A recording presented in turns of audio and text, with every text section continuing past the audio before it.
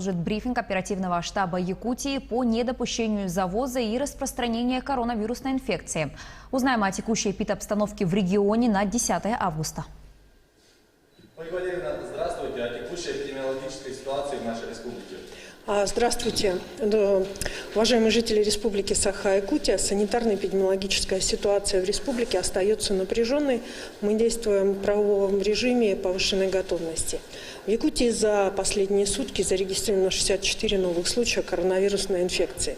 Из 64 случаев 53 зарегистрировано в городе Якутске.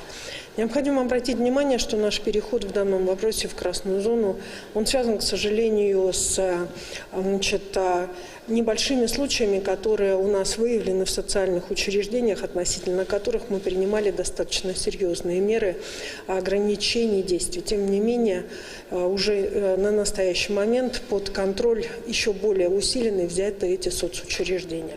Также зарегистрированы случаи и в районах республики: в Алданском, Амгинском, Ленском, Нерингринском, Сунтарском, Хангаласском и Чурапчинских районах. Рассматривая эти районы, необходимо обратить внимание, что у нас на настоящий момент там уже начались случаи второго этапа, связанные с острыми респираторными заболеваниями. Я хочу, конечно, выразить соболезнования относительно 2 подтвержденных случаев летальных исходов. В основном у нас также продолжают умирать люди, которые имеют достаточно большое количество сопутствующих заболеваний. В целом медики сегодня работают для того, чтобы, безусловно, вылечивать, и таких случаев было как можно меньше. За сутки, так как были, соответственно, воскресные дни, количество исследований, которые проведено в лаборатории, снижено до 2000 исследований. В целом на территории республики проведено 328 879 исследований. Это те исследования, которые у нас на настоящий момент проводятся уже в 13 лабораториях. Необходимо обратить внимание на то, что в настоящий момент коронавирусная инфекция по своему, сама по себе, этот вирус сам уходит у нас не просто в районы, а уходит в дальние поселения.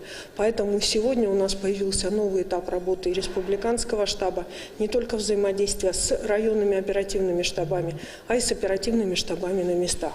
При выявлении случаев в конкретных поселениях главы муниципальных образований должны принимать все меры поселенческого уровня для того, чтобы непосредственно граждане более усиленно соблюдали санитарно-эпидемиологические правила и помощи нашим медицинским работникам и санитарным врачам по выявлению и изоляции контактных лиц.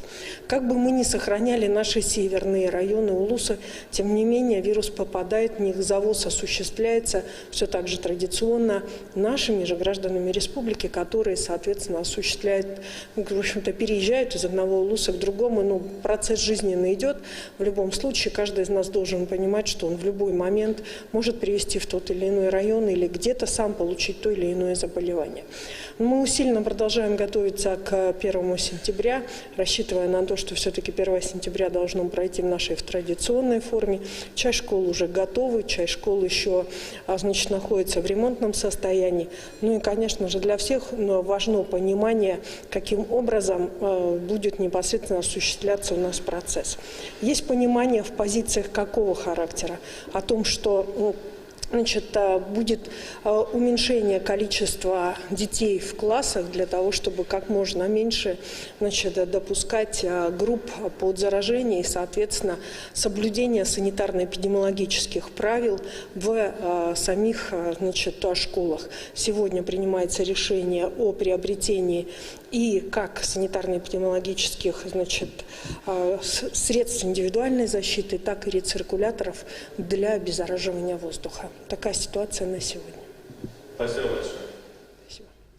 Это был брифинг оперативного штаба Якутии по недопущению завоза и распространения коронавирусной инфекции с информацией на 10 августа. Не переключайтесь.